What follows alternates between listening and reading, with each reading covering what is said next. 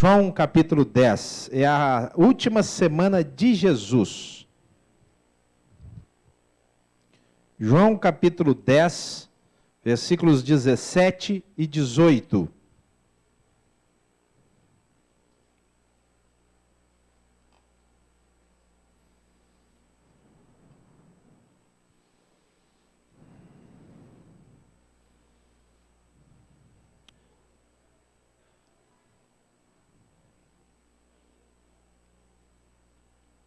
João 10, 17 e 18.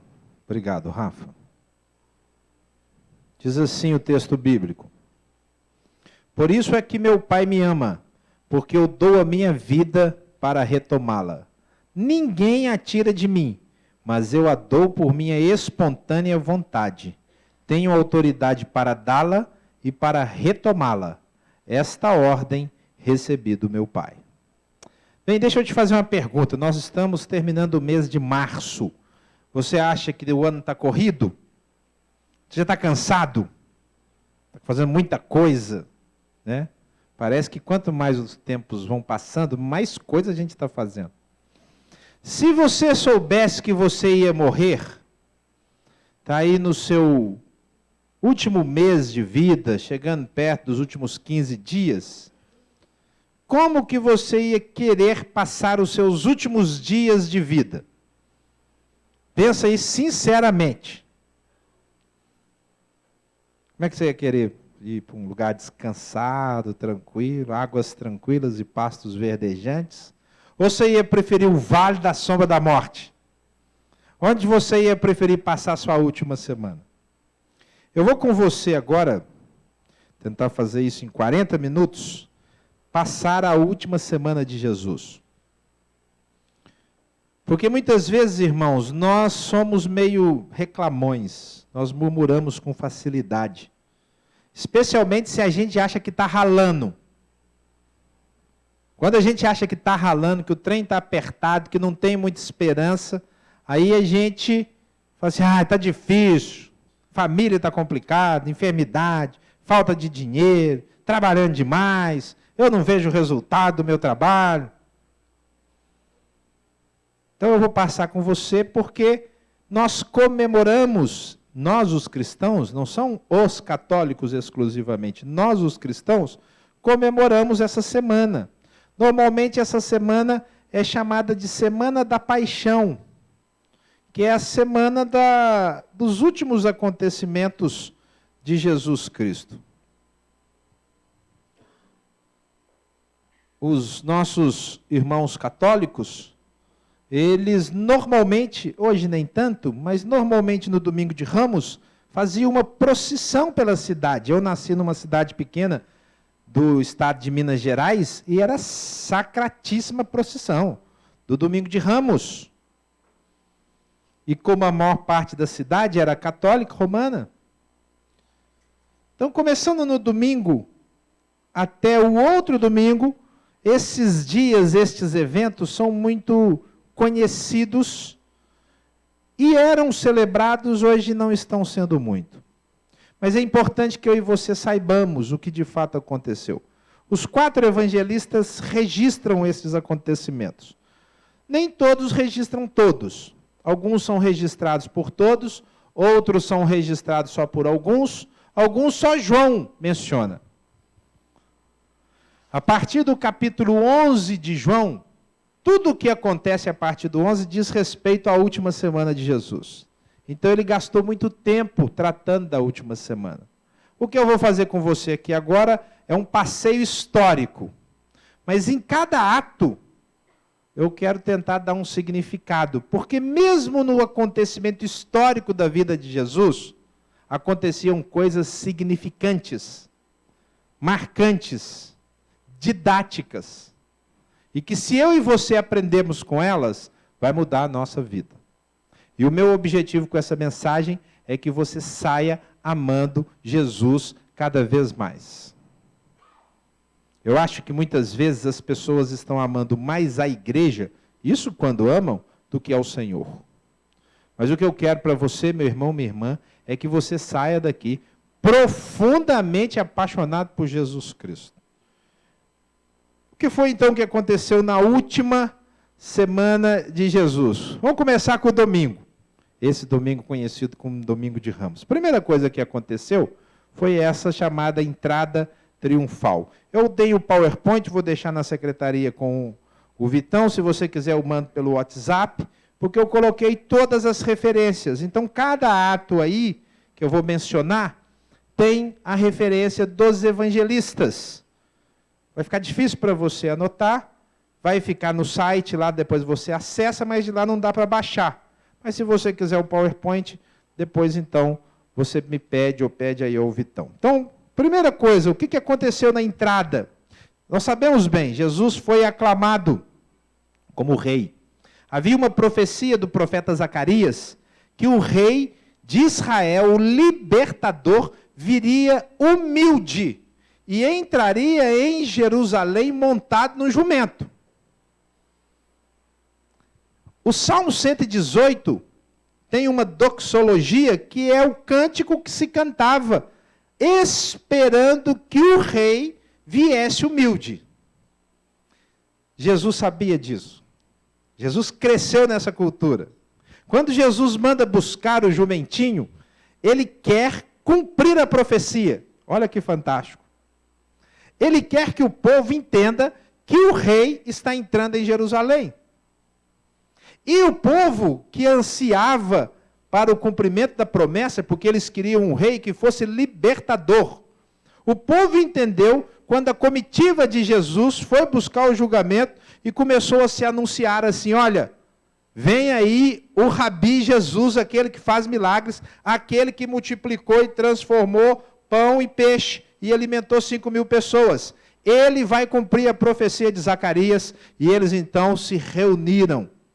E o texto bíblico diz que milhares e milhares de pessoas receberam Jesus, cantando o Salmo 118, dizendo assim, bendito aquele que vem em nome do Senhor. E eles então colocavam ramos de palmeiras para Jesus passar, e alguns tiravam as suas capas e estendiam para que o burrinho, o jumentinho pisasse sobre. Pois bem, Jesus cumpriu essa profecia. Mas, queridos, o que eu quero deixar em cada um dos atos, e neste é que essa profecia, naquele dia, foi apenas um programa. Porque provavelmente boa parte dos que cantaram bendito que vem em nome do Senhor, provavelmente alguns desses, na sexta-feira estavam dizendo, crucificam, crucificam. Programas, eventos, não dizem respeito à vida cristã como um todo. Um programa só pode falar daquele momento, daquele instante. O cristianismo de Jesus não é uma fé de programas. Não é uma fé de calendário marcado dia e hora. Ainda que você e eu celebremos as datas, não é a celebração que demonstra o quanto nós somos fiéis. Se o Senhor tocar em você, o Espírito Santo falar com você num culto, numa reunião especial, no encontro das filhas de Sara, no encontro da Urbanescência, aquele encontro só serviu para aquele encontro. Porque a fé cristã é, antes de tudo, uma fé de relacionamento que você precisa manter todos os dias. A fé cristã, queridos, tem uma metáfora, uma parábola fantástica no Velho Testamento, que é o maná. A Bíblia diz que caía maná do céu todos os dias. E não adiantava guardar o maná de ontem para ser comido hoje, porque o maná dava bicho. Muitos cristãos vivem de programas. Eles vivem do que Deus falou com eles no domingo. Eles vivem do que Deus falou no programa tal. Pois bem, deixa eu te falar, você precisa relacionar-se com Deus todos os dias. Amanhã é segunda-feira, se você quiser viver a melhor segunda-feira da sua vida, busque a Deus no começo do dia. Porque a fé cristã não é uma fé que se apoia em muletas. E os programas são muletas. São muletas abençoadoras, glória a Deus. É um culto que você é alimentado, você pode servir, você pode usar o seu dom. Mas o culto não vai com você amanhã. Amanhã você vai acordar, provavelmente, só você e sua família, só você e os seus filhos, só você, o seu marido, a sua esposa, e o Senhor Jesus precisa estar na sua casa amanhã. O Senhor precisa ir com você para o seu trabalho, para a sua escola, e você precisa carregar o relacionamento com Ele. A fé cristã é uma fé de relacionamento. Aí nós vamos para a segunda-feira. Primeira coisa que acontece na segunda-feira é que o Senhor amaldiçoou uma figueira. Na realidade, ele estava em Jerusalém, e de Jerusalém ele foi para Betânia. Essa semana última, Jesus usou Betânia, uma vilazinha, uma espécie de Bonfim paulista, que ficava pertinho de Jerusalém. Os historiadores estimam que a população de Jerusalém ficava em torno de 200 mil a 250 mil pessoas. Mas nós estamos nos aproximando do dia da Páscoa. Tem o berçário lá, Tadê, pode ir, lá está transmitindo. O dia da Páscoa era uma semana que a população de Jerusalém ia inchando. Estimam os historiadores que no dia da Páscoa, Jerusalém chegava a ter 1 milhão de pessoas presentes. Multiplicava por 4 o número de pessoas, visitando, acompanhando. Pois bem, Jesus ficava em Betânia, no domingo à noitinha ele foi para Betânia, voltou para Jerusalém, e nós temos então esse relato, que indo de Betânia para Jerusalém, Jesus viu uma figueira, e ele se aproximou da figueira. Por que ele se aproximou? Não era época de figos. Nesta época, mês de março, abril em Jerusalém, as figueiras ficavam secas. Lá na frente da minha casa tem um jasmim. Na época que o jasmim floresce, ele enche de flores maravilhosas. Passou a época, ele fica seco. É uma árvore horrorosa. Parece árvore de filme de terror. Quem conhece jasmim sabe disso. Uns galhos feios. Completamente seco. Ele espera a outra florada. A figueira é a mesma coisa. Nessa época as figueiras ficavam secas. Só que Jesus, saindo de Betânia indo para Jerusalém, olhou uma figueira e ela estava cheia de folhas. Porque é normal uma ou outra espécie, um ou outro pé, florir e florescer, frutificar fora da hora. Quem já trabalhou com plantação sabe disso. Os pés dão todos juntos, mas tem um teimoso que começa antes. Jesus olhou aquela figueira cheia de folhas e falou, deve ter figo lá. E foi lá procurar e não tinha figo nenhum. E Jesus fez uma coisa aparentemente estranha, porque ele amaldiçoou e disse assim, nunca mais nasça fruto de ti. E foi embora. Sabe o que aconteceu naquela hora, irmãos? Quando Jesus falou isso? Não aconteceu nada. Ele disse a palavra e foi embora. Mas nós sabemos que Jesus tem didática no que faz, e não só tem didática, mas Deus endossa as palavras do seu Filho. Deixa eu falar uma coisa para você, eu estou dizendo que eu quero que você saia daqui amando Jesus. Se você sair daqui amando Jesus, íntimo de Jesus, o Senhor Deus vai endossar as suas palavras. A sua, a minha. Ele vai assinar embaixo. Tem um telefone tocando, ó. Ele vai dizer assim, ó, o que você falar, eu sustento. No dia seguinte, quando os discípulos foram de Betânia para Jerusalém, eles olharam a figueira estava seca. Não seca como o meu jasmim fora de temporada, seca. A palavra é tão detalhista do evangelista que ela estava seca de morta. O que o Senhor quer deixar claro, o Senhor Deus, através da palavra de Jesus, é que vida de aparência não serve para nada. Se você não der fruto, sua vida não tem sentido. Cristianismo que não dá fruto não serve para nada. É cristianismo de programa. É cristianismo de dia e domingo de ramos. Você vai lá, estende o ramo, estende a capa e vai para uma vida infrutífera. O Senhor nos chamou para darmos frutos. O Senhor quer achar figos em você. O Senhor quer que você renda, produza. E diz a Bíblia, a 30, 60 e a 100 por um. Irmãos, se tem um povo produtivo no reino dos céus, é o cristão. Você tem que começar a desejar dar frutos. Isso aconteceu na segunda-feira. Mas não foi só isso que aconteceu na segunda-feira. Ainda na segunda-feira, Jesus purificou o templo. Ele foi lá e nós conhecemos a história, ele foi vendo o povo vendendo, a cidade estava crescendo em número de pessoas chegando de fora, muitos vinham de longe, não podiam trazer o animal para imolar, sacrificar, então eles compravam no próprio templo.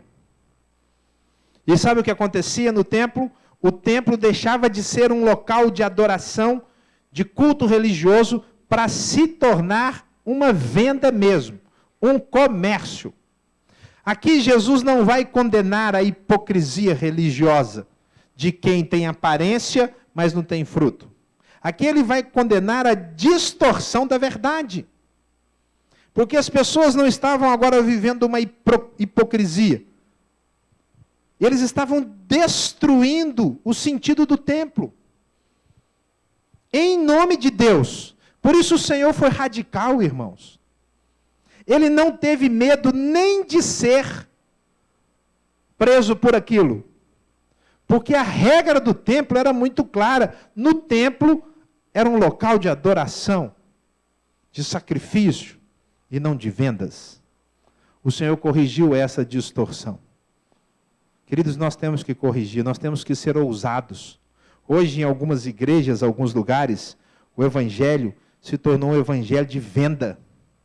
Isso é um absurdo, irmãos. Assim como eu e você ficamos revoltados com o STF, ficamos revoltados com o nosso Congresso, com o nosso Executivo, e precisamos nos manifestar. Cabe a você e a mim, que somos cristãos verdadeiros, autênticos, nos manifestar quando alguém zomba do Evangelho, distorcendo a verdade. Quando alguém apresenta um Jesus que existe para curar o problema do outro mediante dinheiro. Isso é um abuso, é uma ação, assim como o Senhor condenou no templo. E cabe a você e a mim fazer isso. Eu tenho o meu grupo de WhatsApp do pessoal do quartel, e lá eles metem o pau nesses pastores que ficam explorando, e eu meto junto. Às vezes eu que publico lá. Às vezes eu recebo um post de alguém que está condenando, eu sou o primeiro a publicar. Quando eu comecei a fazer isso, um colega meu perguntou assim, mas peraí, você não é pastor e está falando mal dos outros pastores? Eu não estou falando mal, eu estou denunciando o erro. Queridos, a distorção da verdade precisa ser condenada. Porque é verdade que o Senhor fica contra o STF, o Senhor fica contra o parlamento, o Senhor fica contra o executivo, mas se tem uma coisa que o nosso Deus abomina, é quem usa o nome de Deus de forma equivocada. Quem engana em nome do Evangelho. Ah, queridos, esse aí o Senhor está contra ele, mais do que contra qualquer outra pessoa. Nós precisamos entender esse Evangelho. Isso aconteceu na segunda-feira, e então Jesus voltou para Betânia. Terça-feira, vamos para mais um dia. Jesus vai de novo para Jerusalém. E Jesus, então, vai para o templo ensinar. A situação já não estava boa para ele. Deixa eu te lembrar uma coisa passada. Umas 3, 4 semanas antes, Jesus ressuscitou Lázaro. Foi um espanto. Ele já era famoso pelos milagres. Ele já era reconhecido porque fazia coisas maravilhosas. E eis agora que tem uma ressurreição no currículo. E não dá para mentir, porque se alguém quiser ver, é só ir lá em Betânia que você vê Lázaro. Você entrevista, se tiver algum repórter, você entrevista o Lázaro. Na semana que Jesus ressuscitou a Lázaro, os principais sacerdotes e fariseus se reuniram e expediram um decreto de prisão para Jesus. E ninguém entrou pedindo habeas corpus para ele, não. Saiu um decreto. Bem, Jerusalém está em polvorosa porque é Páscoa. Se eu sei que tem um decreto de prisão para mim, o que eu vou fazer nessa semana? Vou esconder, vou para Cafarnaum, mas não, o nosso Senhor vai exatamente para o local mais visível, mais visitado, e vai ensinar as verdades que ele sempre ensinou no templo. Ele não vai se esconder. Assim como Jesus, nenhum cristão precisa ter medo de situações ameaçadoras. Ser corajoso e confrontar é o que se espera do cristão. Queridos, é isso que Deus espera de você. Tem alguma coisa te ameaçando? Em frente. O Senhor foi lá para o templo e começou a ensinar. E diz os textos, depois você lê, começou a discutir com os religiosos. Jesus não estava com medo do que poderia acontecer com ele, porque Jesus sabia a quem ele servia. Você é um cristão para testemunhar do seu Senhor Jesus. Você não tem que testemunhar de você. Se alguém se levantar contra você, está se levantando contra o seu Deus. Olha, meus irmãos, quem se levanta contra o Samuel tem que se levantar contra o meu Deus, porque o que eu faço é tentar viver o Evangelho. É assim que você tem que viver. E por isso nós precisamos ter essa ousadia e essa coragem. Jesus tinha. E nesse contexto do templo aconteceu um caso que você e eu conhecemos muito bem. Foi exatamente nessa semana, na terça-feira, que aconteceu a oferta da viúva pobre. Haviam vários locais no templo onde as pessoas podiam dar a oferta. Não havia só um igual nós fazemos aqui na frente. A oferta não era um programa da liturgia. A oferta era um ato. Então tinha os locais onde você dava. E Jesus, neste caso específico, estava em um deles. E Jesus viu esta pessoa dar todo o seu sustento. Está escrito assim na Bíblia. Depois você lê nas referências. Ela deu todo o seu sustento. Como é que ela vai viver amanhã? Como que ela vai pagar a conta dela amanhã? Como que ela vai comprar o pão? Irmãos, o que Jesus quer ensinar para mim e para você, que o evangelista registra, é que a vida cristã é uma vida de dependência diária. Ele já tinha ensinado isso quando ensinou o modelo de oração, dizendo: o pão nosso de cada dia nos dá hoje. Irmãos, deixa eu falar mal. Vou falar mal de nós. Nosso cristianismo é muito fraco. Porque existem dias da semana que nós sequer paramos para buscar a Deus. Pensa em você, tem algum dia da semana que passou que você não parou e não separou pelo menos 20 minutos para orar, ler a Bíblia e se alimentar da palavra? Agora, você deixou de se alimentar do alimento físico? Deixou de dormir? Deixou de trabalhar para você que trabalha? Tomar seu banho? Mas nós deixamos de depender do Rei. Buscar a Deus não é a prioridade número 1 da nossa vida. O Senhor está mostrando que essa viúva pobre, que a prioridade deve ser o Senhor. Se você confiar no Senhor, o Senhor vai sustentar você. Se você andar com Deus, Deus vai andar com você. Você vai conhecer melhor esse Senhor da sua vida. E vai experimentar o que Ele faz. Precisamos depender dEle a cada instante. No final do dia da terça-feira, Jesus voltou para a região do templo onde Ele pregava e pregou o sermão escatológico. Normalmente registrado em Mateus 24 e 25. Conhecido como o sermão do princípio das dores. Foi esse sermão que condenou Jesus. Porque foi nesse sermão que ele disse as seguintes palavras: destruireis o templo e eu o reconstruo em 3 dias. E os fariseus então usaram essa palavra. Sabe quando a pessoa fica ouvindo para pegar uma palavra e tirar do contexto para usar contra a gente? Eles pegaram essa palavra e usaram essa palavra no tribunal para dizer: ele quer destruir o templo. É um sacrilégio total. Mas Jesus não estava nem aí. E nessa mensagem, no final da terça-feira, ele também disse: olha, o Filho do Homem vai voltar. Bem, se o Filho do Homem vai voltar, Jesus está pressentindo que os seus dias estão chegando no fim. Ele já está preparando a sua igreja, os seus discípulos, para viverem sem Ele. E é o que Ele faz na quarta-feira. Nós já estamos no meio da semana. Olha quantas coisas na última semana de Jesus. Na quarta-feira, os inimigos de Jesus tecem um plano. Eles ouviram a pregação, certamente os espiões ouviram aquele sermão escatológico, reuniram-se em concílio, reuniram-se em conluio e traçaram um plano para matar Jesus. Irmãos amados, nós vivemos uma época em que o evangelho nosso é extremamente tranquilo. Muito tranquilo. Quantos inimigos nominais você tem? Pensa aí. Quantos nomes você... fulano quer o meu mal, ciclano quer o meu mal, fulano está me perseguindo. A maioria de nós talvez não consiga levantar 5 pessoas que são perseguidores. Porque nós estamos vivendo uma época de paz. Pelo menos aqui no Brasil.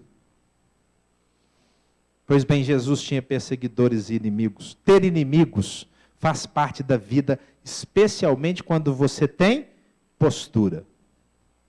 Quando você tem palavra. Especialmente quando você incomoda. Jesus estava incomodando com uma mensagem nova, diferente. Enquanto eles estão traçando um plano, sabe onde é que Jesus está? Lá em Betânia. E aí nós temos um caso maravilhoso,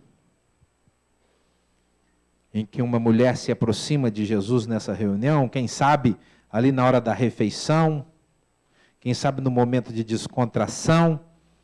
Ele não foi para Jerusalém cedo. O sermão que ele pregou na terça anterior deixou o povo, sabe, aqui, você viu? Vai destruir o templo. Aí ele fica em Betânia. E numa das refeições, quem sabe, num churrasco, uma mulher chega e unge Jesus com um unguento caríssimo. Caríssimo. Um unguento que pagaria o salário de um trabalhador normal durante 1 ano. E Judas fica pensando assim, puxa vida, gastou um vida inteiro. E Jesus, talvez ele tenha comentado com alguém, ou o Senhor revelou o que estava no coração de Judas, e Jesus disse assim, deixa, o que ela está fazendo é me preparando para a minha morte. Ela está me ungindo para o meu sepultamento. Queridos, a unção em Betânia nos mostra que nós temos que dar o melhor para o nosso Deus. Onde é que você dá o seu melhor? É no seu trabalho? Onde você dá o seu melhor? Onde é que está o melhor do seu neurônio? Eu tenho tentado aqui decorar versículos com vocês. Hoje de manhã nós decoramos um versículo. Quem estava aí de manhã? Nós decoramos um versículo de manhã. Eu desafiei você a decorar um versículo por semana. Lembra disso? Esse ano? Nós estamos em março, final de março, 4 domingos. São 12 versículos desse ano. Você sabe os 12? Não que você vem guardando desde 1900 cafunga. Os 12 desse ano, você sabe? Queridos, um unguento é o melhor. Eu fiz um desafio para as crianças, para que elas decorassem o Salmo 23, e elas falaram no domingo passado, hoje vieram 2 de manhã, que não vieram, que estavam viajando. Elas falaram, pastor, a gente não viu, eu posso? Falei, pode falar. Aí eu sentei aqui nessa cadeira, elas sentaram na cadeira da Célia, e cada uma falou o Salmo inteiro. E falaram assim, sabe, pastor, qual foi a técnica, palavra das meninas, a técnica que nossos pais usaram? Eles gravaram o salmo para a gente. E a gente ficava ouvindo e repetindo. Ouvindo e repetindo. Quem veio semana passada e falou, eu dei um livrinho. Eu dei um livrinho para o Lucas. O Lucas é desse tamanho aqui. É menor que essa mesinha. Filho do Felipe e da Anne. Quantos anos tem o Lucas? Vai fazer 3 anos. Vai fazer 4 anos. Eu dei para ele o livro de Jonas. Aí hoje de manhã ele chegou para mim e falou assim, pastor, vou te contar a história de Jonas. E me contou, irmãos. Agora e você? 12 versículos é muito? Sabe por que a gente não decora? Porque nós não damos o melhor para o Senhor. Essa mulher em Betânia deu o melhor, o mais caro, o que faria falta. Se você quiser aprender alguma coisa com a última semana de Jesus, aprenda isso. Dar o melhor. Vá memorizar, vá buscar. Vá andar com Jesus. Você tem gastado tanto o seu tempo em tantas coisas. Gaste também com as coisas do Senhor. No final do dia, Judas, que já tinha ficado revoltado com essa situação, conspirou com os principais sacerdotes fariseus. Isso aconteceu na quarta-feira. E ele entrou nessa conspiração. É terrível o que Judas fez, não é? Conspirou com aqueles que queriam o mal de Jesus. Mas meu irmão, minha irmã, você e eu fazemos a mesma coisa quando pecamos. Nós conspiramos com o diabo. Quando você deixa de meditar na palavra, você está conspirando com o diabo. Quando você deixa de fazer o bem, você está conspirando com o diabo. Quando você deixa de orar, de interceder, vem um pedido desse da missionária Fernanda por crianças que precisam da sua intercessão e você não tem que sair de casa, você não tem que gastar o suor, basta você se ajoelhar numa cadeira ou até mesmo sentado, colocar diante de Deus. Você só tem que anotar. Mas você não tem tempo para orar. Sabe por quê? A semelhança de Judas, você e eu conspiramos com o diabo muitas vezes contra Cristo Jesus. Nós não podemos fazer isso, irmãos. Se nós queremos mudar o mundo, e eu quero mudar o mundo, nós temos que fazer diferença. E a gente não pode conspirar contra o nosso Senhor. Chegou a quinta-feira. Olha que semana rica. Primeira coisa que acontece na quinta-feira é que o Senhor decide comemorar a Páscoa. A Páscoa é comemorada na sexta-feira. Mas agora então a gente tem certeza que Jesus sabe que ele não vai poder comemorar a Páscoa. Essa semana no coração de Jesus é uma semana apertada. Você consegue imaginar o coração aflito de uma pessoa que sabe que vai ser tirado dos seus queridos e que provavelmente vai morrer? Então, quando no domingo ele entra e aceita ser aclamado como rei, agora nós temos a certeza, esse homem sabe que vai morrer. E quando ele decide comemorar a Páscoa um dia antes, nós temos a prova, ele sabe mesmo. Ele manda preparar a Páscoa. A Páscoa representa o desejo que Jesus tem de comunhão. Comunhão é estar junto. Irmãos, a igreja não é só o lugar onde você vem receber uma palavra. A igreja é o lugar onde você vem ter comunhão. Onde você conhece alguém, investe em alguém. Eu acabei de falar há pouco tempo da Tassine. Comunhão é você conhecer a Tassine hoje e falar assim, eu vou te mandar um WhatsApp, eu vou ligar para você. Comunhão é relacionamento. O evangelho que você vem e vai embora e passa uma semana inteira sem se preocupar com ninguém, não é o evangelho de Jesus, é o evangelho de programas. Comunhão envolve, entrega, porque ter relacionamento demanda tempo. Você separar um tempo, pensar em alguém, orar por alguém, dá no mínimo um telefonema. Olha, irmãos, preste atenção. Olha para mim aqui, ó. Vou falar uma palavra condenatória para você. Hoje, 2018, é a época da história onde se é mais fácil ser um cristão. Você consegue cumprir as coisas que o Senhor manda de casa. Sabia disso? Dadas facilidades. Nós temos tantas facilidades hoje. A gente vinha no carro, eu, o Robin, o Gabriel e o Mateus para cá, a Tereza ficou com a Lina hoje. A gente vinha no carro e aí a gente contou para os meninos que antigamente, quando a gente comprava figurinha, porque está na época do álbum, a gente colava a figurinha passando cola. Aí o Gabriel falou assim, passando cola? O Robinho falou assim, não, algumas vezes a gente passava grude. Aqui vocês faziam grude aqui em São Paulo também? Grude a gente é de farinha, a gente fazia grude lá em Minas, no fogão, para não ter que gastar dinheiro com cola. A vida era um pouquinho mais difícil. Hoje você pode amar, abençoar, ver o seu irmão com um telefonema. Quanto mais fácil for o cristianismo, tanto maior será a condenação de Deus. Pode ter certeza. Nossa, que bom! Nasci na época mais confortável da história, mas na época que vai receber a maior condenação de Deus. Ah, pode se preparar. E, queridos, diz o texto bíblico que a condenação começa dentro da casa de Deus. Não começa lá fora, não. Pois bem, Jesus amava a comunhão dos seus discípulos.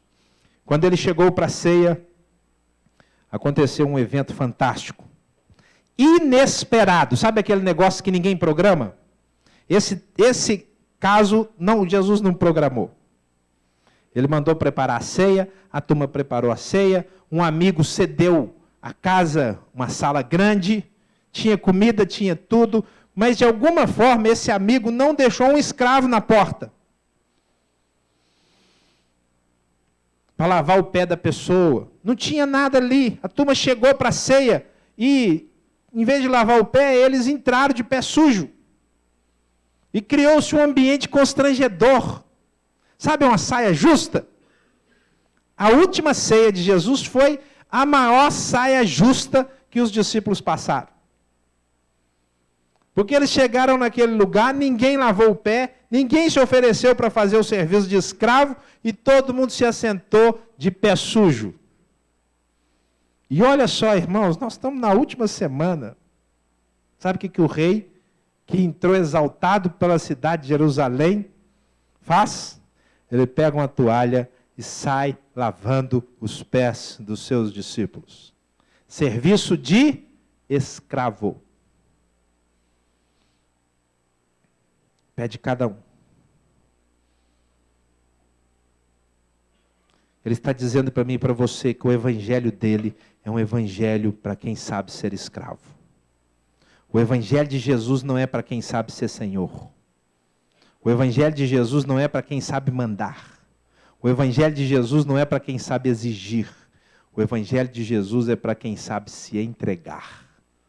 Para quem não está disposto, nem quer fazer a sua vontade valer, mas se entrega a quem julga retamente. Hoje de manhã a gente estava conversando, eu, Sarinha e Tereza, e a Sarinha está participando de um encontro de estudos bíblicos lá em Campinas, e ela leu a definição de John Stott de humildade. E John Stott diz que humildade, Jesus extraiu de um conceito em que era horrível para as pessoas. A pessoa humilde na época de Jesus era alguém desprezado, porque essa pessoa abria mão dos seus direitos. E Jesus exalta a humildade. Ele diz assim, no meu reino, os melhores, os maiores, são os que abrem mão dos seus direitos. Esse é o evangelho, queridos. Ele não só ensinou, ele fez. Na última semana dele, eis o Rei dos Reis lavando o pé sujo. Que evangelho é esse? Esse é o evangelho que nós somos chamados a pregar e a viver. Durante aquela ceia, Jesus dá uma palavra fantástica para Pedro.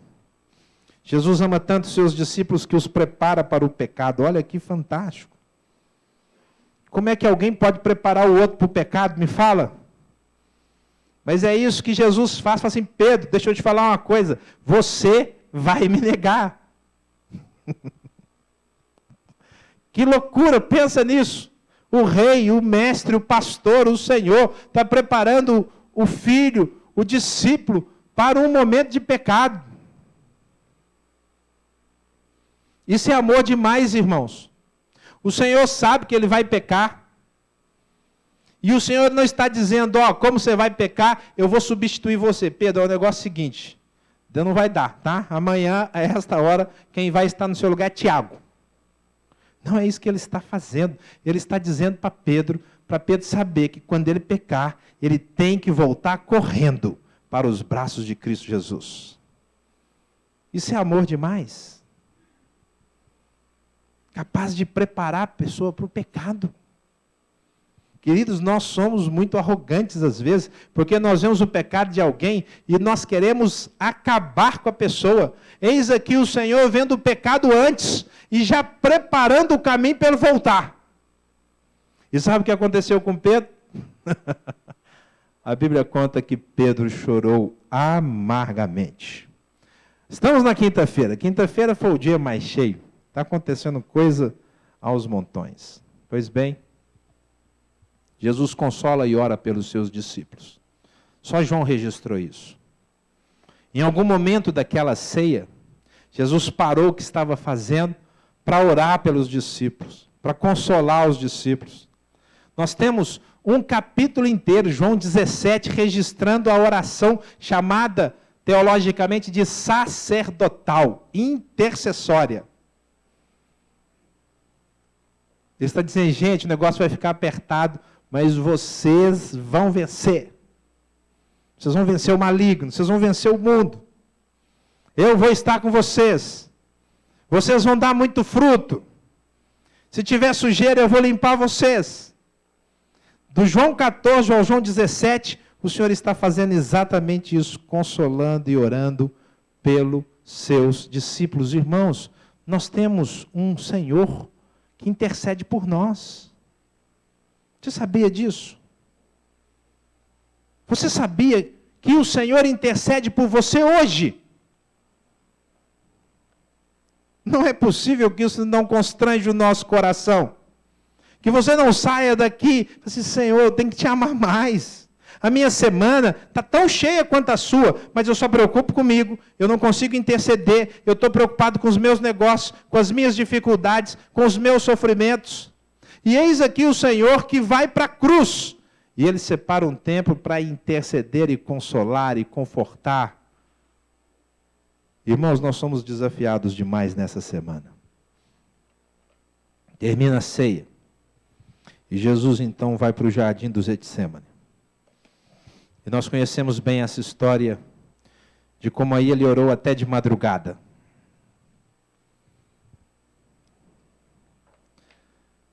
Vou dar uma ideia da minha cabeça, não está escrito isso na Bíblia, mas eu acho que entre 11h30, meia-noite e 3 da manhã Jesus estava no Getsemane.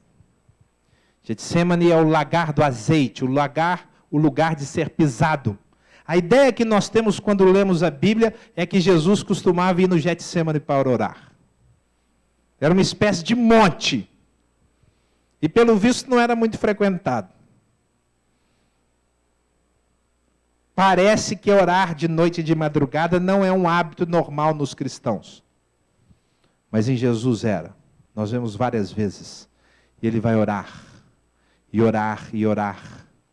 E colocar a dor dele, a luta dele. E, queridos, ele ora como um homem angustiado.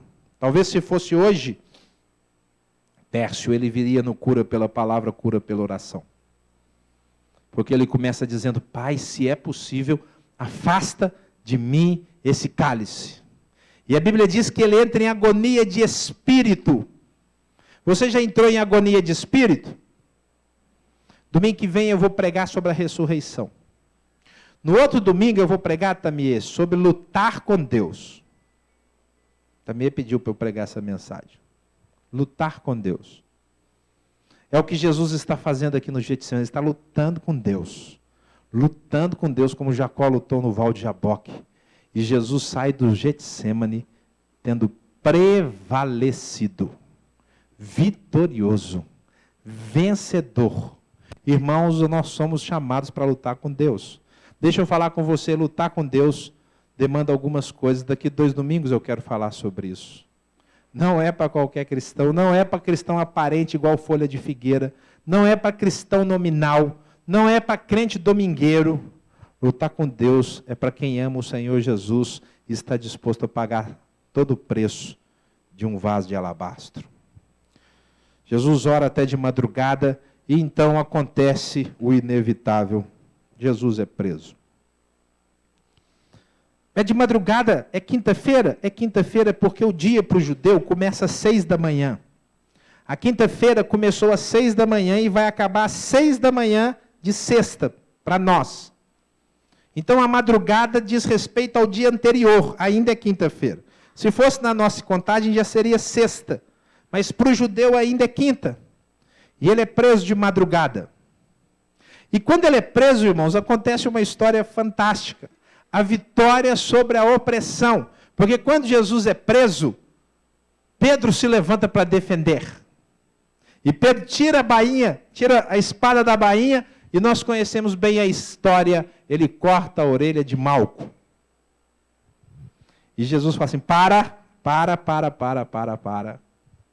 Guarda a sua bainha, a sua espada na bainha.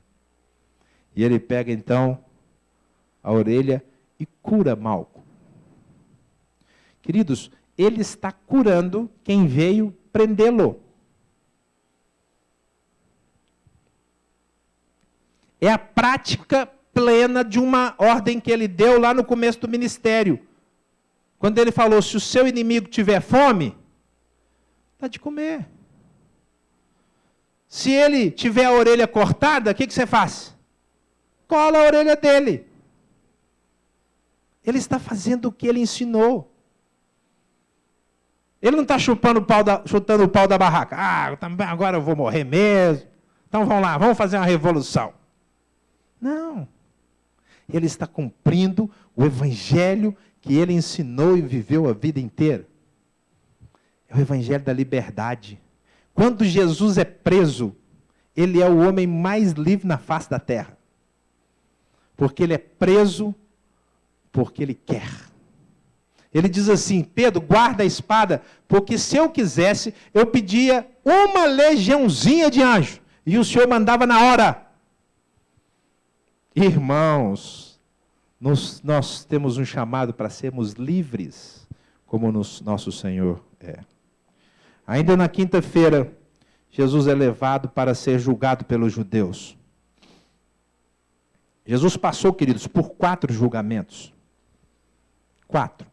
Ele foi julgado perante Anás, foi julgado perante Caifás, foi julgado perante o Sinédrio e foi julgado perante Pilatos.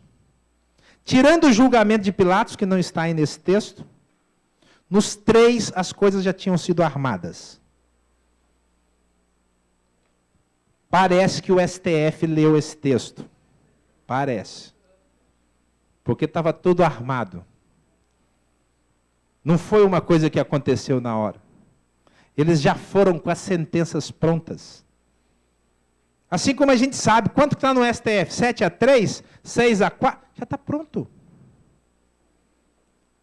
Queridos, ele foi para lá. E foi julgado. E ele aceitou o julgamento que foi lançado sobre ele. Mas ele deixou clara a verdade onde ele pisou. Ele não abriu mão de defender a verdade. Ele não negociou a verdade. Ele podia ter negado o que ele falou, mas ele enfrentou o julgamento com todo o seu coração e a sua coragem. No meio dos julgamentos, entre o julgamento de Caifás e o julgamento do Sinédrio, Pedro negou Jesus. O julgamento acontecia no pátio do templo. Só podia entrar quem tinha uma senha, um cartão, ou era da família do sumo sacerdote. João, o apóstolo, era. João era de família sacerdotal. João podia entrar a hora que ele quisesse ali. De alguma forma ele colocou Pedro para dentro. Só que João queria acompanhar. Por isso que a gente tem conhecimento do que aconteceu no livro de João. João estava acompanhando os julgamentos. Olha que legal. Então ele largou Pedro sozinho. Falou, Pedro, você fica aí, porque eu já te pus para dentro, não dá para você entrar comigo lá na sala do julgamento. Então eu vou lá. João foi. Pedro ficou sozinho e nós conhecemos bem, porque Pedro foi acossado. 1, 2, 3 vezes. E nas 3 vezes aconteceu o que o Senhor tinha preparado. Assim, Pedro, você vai me negar. Você vai me negar perto da madrugada. Porque quando fala assim, Jesus fala, você vai me negar antes de cantar o galo, é porque está perto da madrugada. Você vai me negar, Pedro, perto ali do sol nascer. E queridos, Pedro negou uma, duas, a terceira vez. Pedro estava com tanto medo, tão irritado, que o texto bíblico diz que ele começou a praguejar, gritar e amaldiçoar Jesus. Que loucura, hein? Jesus estava saindo do Caifás e indo para a sala do Sinédrio. Estava em trânsito. Jesus escutou a voz desse homem gritando: eu não conheço! Maldito Jesus! Aí Jesus, opa, eu conheço esse cara. E procurou Jesus, procurou Pedro e viu Pedro. E sabe o que aconteceu nessa hora? Todo mundo viu que era Jesus, esqueceram Pedro e foram olhar para Jesus, para ver o que está acontecendo com Jesus.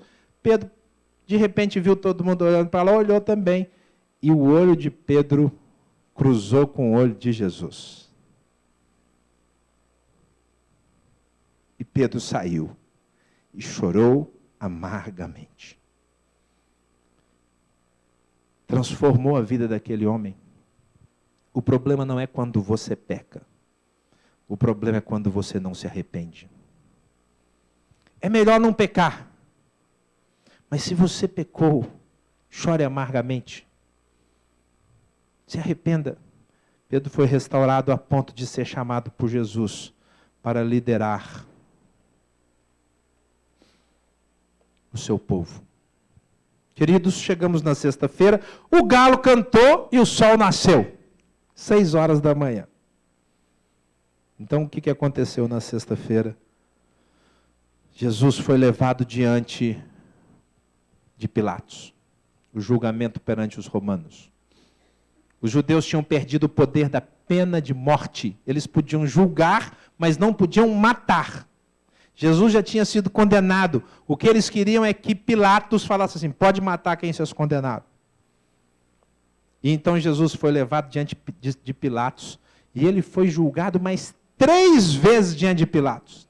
3 vezes diante dos judeus e 3 vezes diante de Pilatos. Foi uma vez, voltou, foi uma vez, voltou.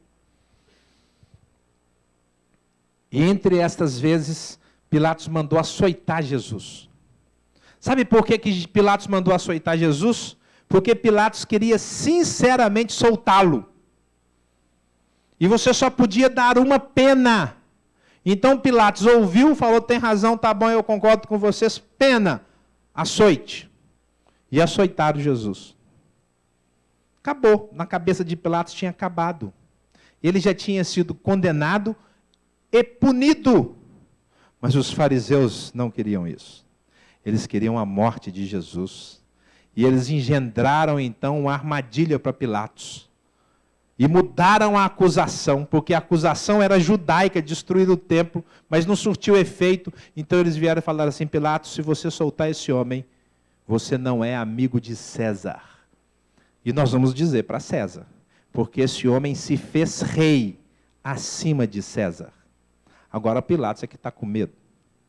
Porque destruir o templo é problema do judeu. Mas ser rei acima de César é problema de Pilatos. Foi uma armadilha. E Pilatos não teve outra coisa a não se ceder por medo.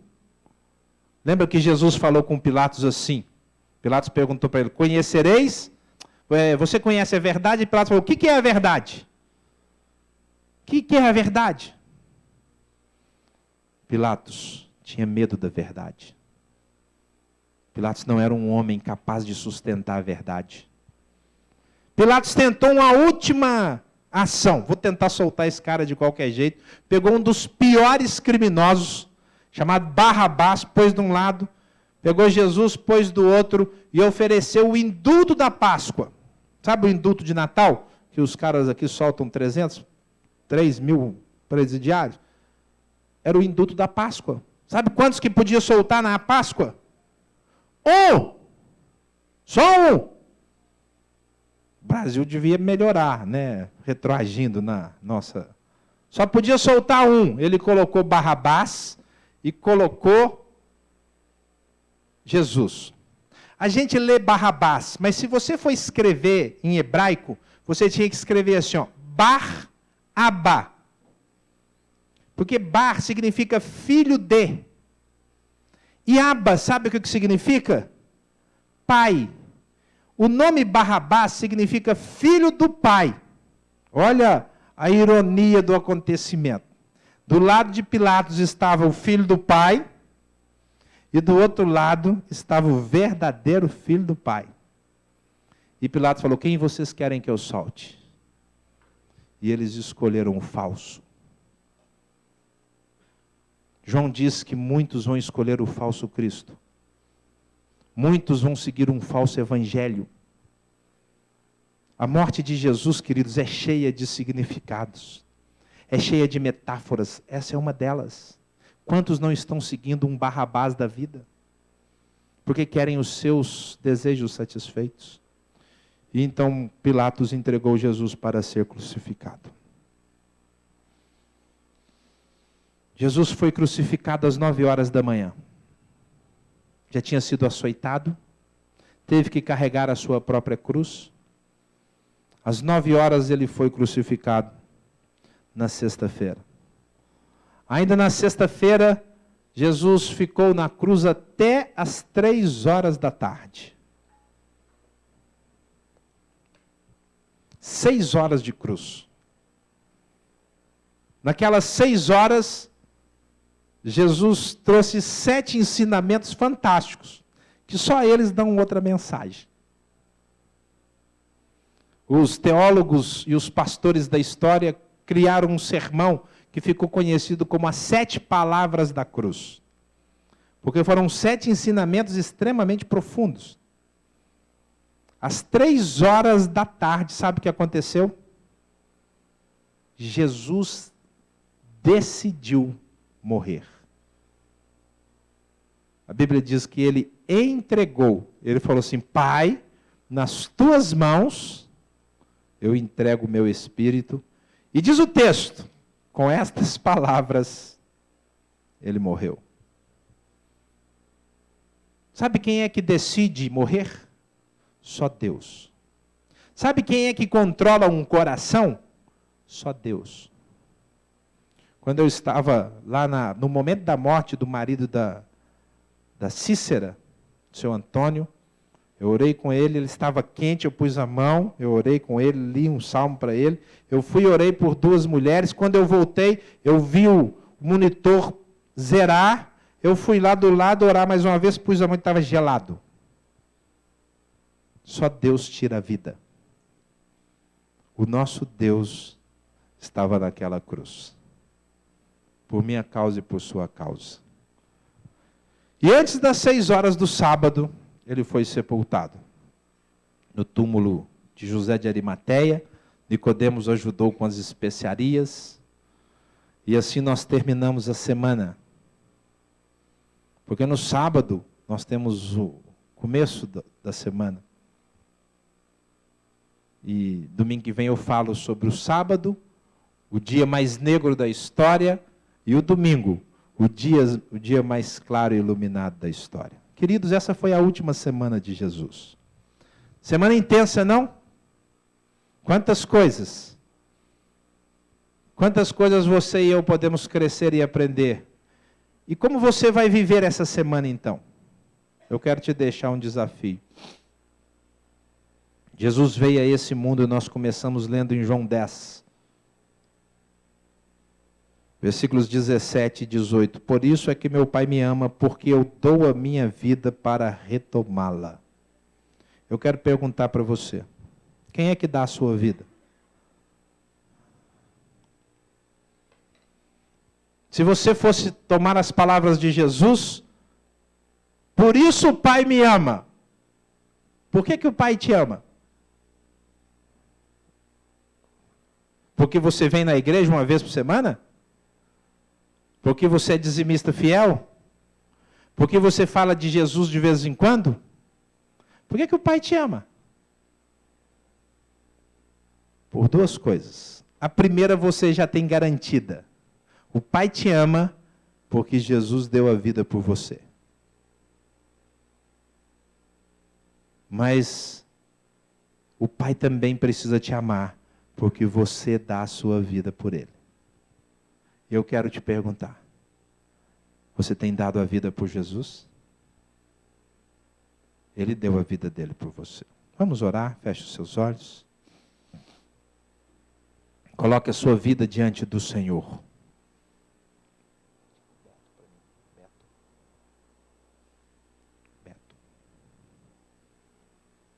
Coloque sua vida diante do Rei.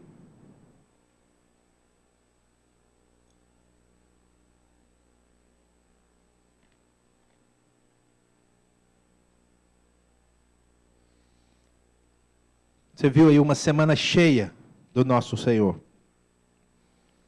Então é importante que você coloque a sua vida, para que a sua vida também seja uma vida cheia.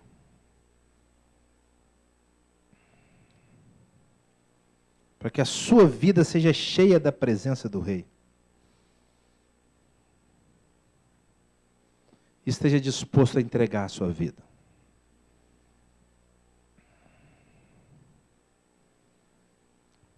Faça a sua oração e diga para o Senhor: Senhor, eu quero me entregar. Eu não quero ser só meu.